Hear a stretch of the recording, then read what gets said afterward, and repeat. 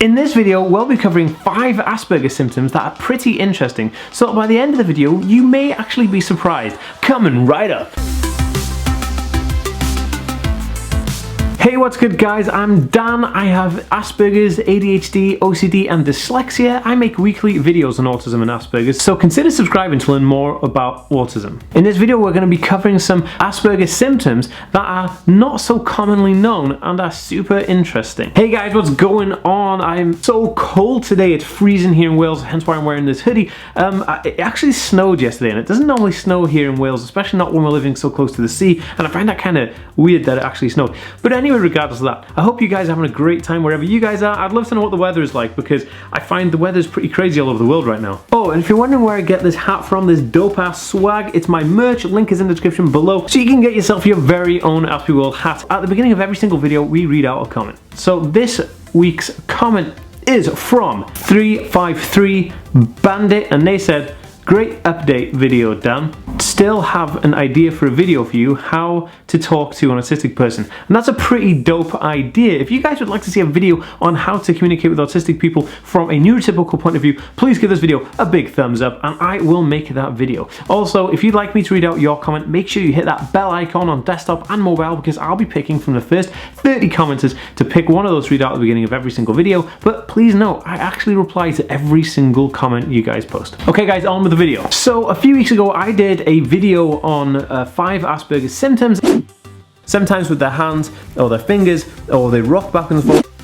And these are like more of the common ones that you may find if you're Googling around, or if you know maybe a psychologist or a pediatrician who will know exactly what you're talking about. But Asperger's symptoms can vary, and the Asperger's symptoms can be quite different depending on who you speak to. But there are some Asperger's symptoms that are so unique and so uncommon that you may not have heard of all of them. So today we're going to be covering 5 of these symptoms that you may not have heard of, just because it's quite an interesting concept. And if you're watching this channel to learn more about autism and Asperger's, here are 5 Asperger's symptoms that you may see in somebody that you know with Asperger's syndrome or autism. Okay guys, so let's do it. Also, I'd like to point out, I really like this Minecraft torch. How cool is this? Dang. Okay, so number 1 is palilalia, and palilalia is when somebody repeats the words that they've spoken. So for instance, I may be like hanging out with my girlfriend, and I'll say something she might say, "Oh, how was your day?" I say, "Yeah, it was fine," but then I'll be like,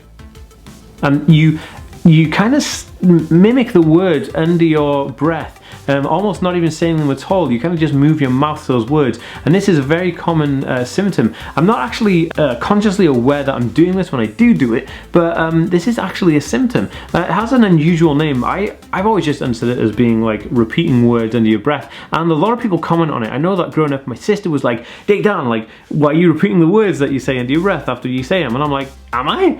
And then like other people be like, "Dan, you're repeating the words under your breath," and that's kind of crazy because I didn't even know I was doing it. But I've seen videos of me talking to people and then I do it, but I make a conscious effort in these YouTube videos to not do it because it helps with the flow of the video. Now, number 2 is one that is kind of comorbid, but also an Asperger's trait, and it's actually tics. And what I mean by tics are similar to how Tourette's have tics. Well, Tourette's have tics where they'll say things involuntary, but this Asperger's symptom in people with Asperger's syndrome is normally quite relevant, but you don't always see it. And it'll be a tic where they may like, you know, jolt their chest forward, they may hit their body, they may like grunt, or they may cough in a certain way, they may move their eyes. Some people I've known in the past will, like, you know, bend their necks to the side, and these are all like, these are called tics, and they're kind of almost like nervous impulses that you can't help but do. These are very common Asperger's symptoms that you will probably unaware of, and I find it quite fascinating because I'm actually way more calmer with my tics now, but sometimes I do tic, and the tics can vary from different things. Sometimes I'll hit my chest and I'll like cough a little bit. Sometimes I'll like shout out really weirdly, and like my face kind of stretches. It's a bit weird. I don't know how to explain it, but it's very individual to the person. But it would be cool if you guys let me know if that's something that you have encountered, and what types of tics you get, and that'd be super dope. Now, this one again is another comorbid condition with Asperger's syndrome, and this Asperger's symptom is OCD. Now, there is a fine difference between OCD and Asperger's syndrome OCD, because OCD means that you have this overwhelming urge to do things in a certain way or a certain fashion or a certain amount of times, or you have to touch something or do something, because then you'll have negative dark thoughts thinking that maybe like people are going to die or the world will explode or something you know, quite epic like that, and you don't like to have to do these things. I know people with OCD don't enjoy the routine, but people with Asperger's syndrome actually thrive from routine and thrive from organization and structure, and with that comes a form of OCD where they like to have things in order and things in a certain place. And I certainly know from my experience is that I love having things organized. When things are unorganized, it's like chaos and I can't do much, but I really do enjoy having things organized, especially in my office here, and especially around my desk and in my desk tidy. I need everything in there perfectly well. And this again is another symptom of wanting things the exact same all the time. I don't like changing my room around that much. I know my girlfriend loves changing the rooms and stuff around all the time and moving things around, and it really bugs me because I like to have things like certain place, you know, in a certain type of way, and I love that. Okay, so number 4 is taking things literally. Now, I've got a funny story about this. This Asperger's symptom is really fun to this story that I'm about to tell you, but it can be kind of annoying to some people, and it can be difficult to overcome as well. So people with Asperger's syndrome may take things literally, and by this, if you said to them like, oh, it's raining cats and dogs outside, it's a possibility that the person you said that to may actually believe it's raining cats and dogs. I know that the first time I heard that, I actually thought it was raining cats and dogs.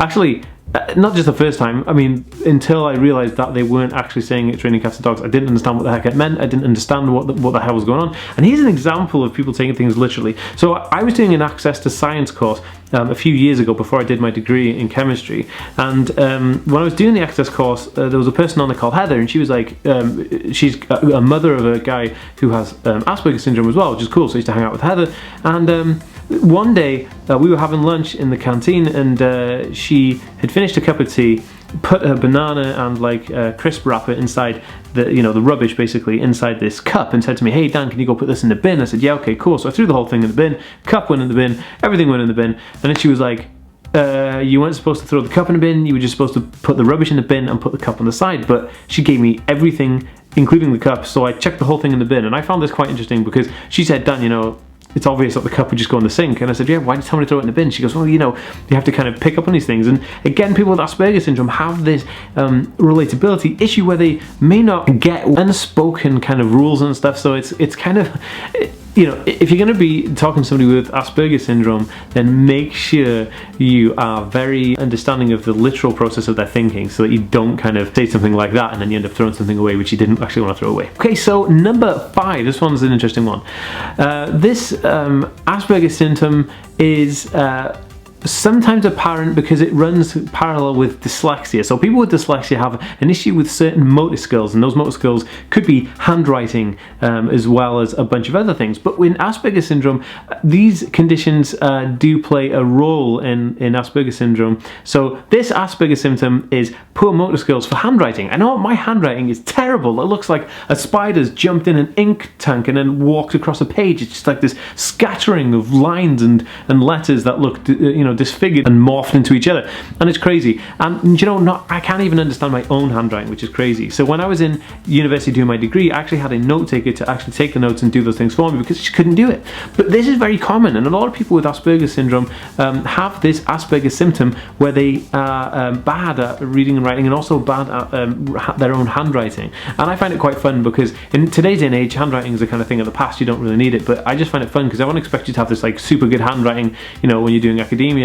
But mine is terrible. And as always, guys, we're gonna not do just 5, we're gonna do an extra 1 because, you know, you guys are my squad. Okay, so this one is the last one I'm going to talk about. This is number 6. And number 6 is quite an interesting one. I got a personal story for this as well. This Asperger's symptom is quite interesting. So people with Asperger's syndrome may be sensitive to touch, and you can see this sometimes that they'll talk about pressure and stuff, and so people with Asperger's syndrome don't like light touching or like soft touching because that it's really jumpy and overly sensitive. So I know that Like, I have hypersensitivity with like light, sound, and smells, and also touch, because when my girlfriend like touches my leg if we're driving in the car, like I jump out of my seat, I'm like, ah, oh god, and it happens all the time. We've been together like 9 years, and she'll touch my leg, and I'll jump out of my skin, and it's crazy. And one of the things is that it just makes me laugh every time. So I'm like, how do I not know that she's gonna do that? You know, she always like just touches my leg, you know, or like touches me, say, hey, you okay? Or if I'm like sneezing, and she'll like touch my back to make sure I'm okay. I'm like, ah, it's crazy. But sensitive to touch is always a fun thing to experience.